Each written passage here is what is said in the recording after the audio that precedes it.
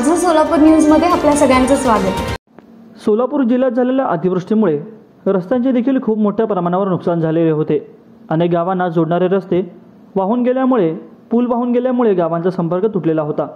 काटेगाव चारेपाथरे पांगरे रस्ता प्रमुख जिल्हा मार्ग क्रमांक 29 या रस्त्यावरील काटेगाव येथील पूल अतिवृष्टीने वाहून गेले।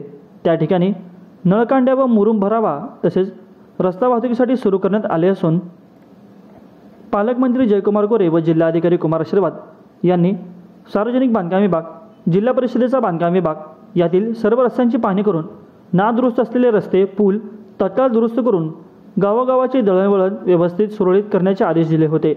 बांधकाम विभागाच्या वतीने नुकसानग्रस्त रस्त्यांची माहिती घेऊन रस्ते तत्काळ मुरुम भरून दुरुस्त करण्यात आले असून पाऊस ओसरताच बांधकाम विभाग ऑपरेशन मोडवर आलेला आहे। अधीक्षक अभियंता तसेच श्यामकुमार व कार्यकारी अभियंता आवा भोसले यांनी बार्शी तालुक्यातील पूरग्रस्त व क्षतिग्रस्त रस्त्यांची पाहणी करून आवश्यक दुरी तातडीने दुरुस्ती करण्यास सुरुवात केली आहे। माझं सोलापूर न्यूज या यूट्यूब चॅनलला सबस्क्राईब करा आणि बेल आयकॉन प्रेस करायला विसरू नका।